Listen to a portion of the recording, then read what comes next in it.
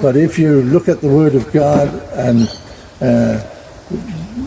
the Word of God conceived in the human spirit and spoken out of the mouth will become creative power that will work for you. Amen. And so we meditated on the things that we're supposed to be saying, and I repented of the things that I had already said, and I started to speak the Word of God. And there was doctors that says you got to take these pills for the rest of your life. I thought, well, and then there was other doctors saying that this is the procedures you go through. I don't know. And I'm listening to one doctor, and that is Dr. Jesus, you know. Yes. And Yes. I found a Filipino doctor who believed God also. And I went to him and I said, this bag has got to go. And he says, well, the same one who put it on is the one who's going to take it off. I said, no, you take it off.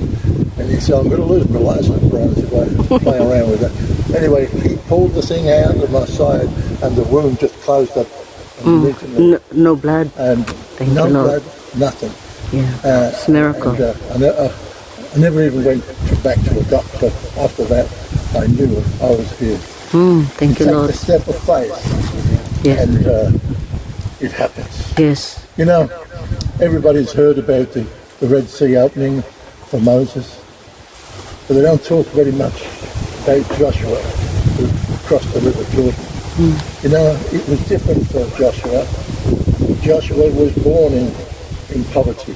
He was born in slavery.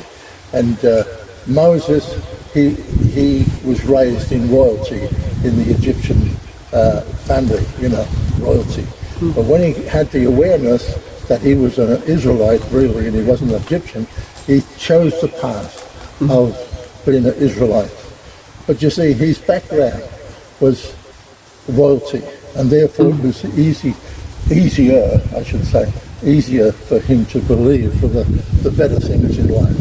For the, you know, and Joshua struggled because he came from poverty, he came from slavery, and so it was different for Joshua. See, Moses knew the power and he just held out the rod and split the Red Sea and they all went across. But when it was Joshua's turn to cross the Jordan, he had to take the step of faith. Amen. See, the waters never parted, and it didn't even look like he was going to part. But as he took that step of faith, the waters parted. So he took another step of faith, and the waters parted. And so he walked through the Jordan River by faith. God didn't do any great miracle until he took the step of faith. And that's us today. We must take the step of faith if we want to see the glory of God, if we want to see the healing power of God, want to see the prosperity of God. Everything God promises is by faith. And so it's faith that pleases God today. Amen. Hallelujah. So anyway, this young doctor, he took it off and I haven't been back since. There have been many other challenges, but we've seen miracle after miracle after miracle. Yeah. And I gave this testimony in a Bible study not long ago. And this woman, she says, look, I want you to come and pray for my husband. And I said, oh, what's wrong? He says, oh, well, he's been diagnosed with cancer, the same as you. And I thought, oh, okay. So I went there, and I prayed before I went there, and I said, Lord, what am I going to share with him? My testimony? It's not going to do it. It's going to be more than that. I need you to know you're with me in this. And so when I got there, the Lord quickened to me 1 Corinthians 10, verses 1 to 10. And it's talking about the Israelites going through into the Canaan land, what prevented them. And there's 5 basic sins that stopped them from entering into the Canaan land.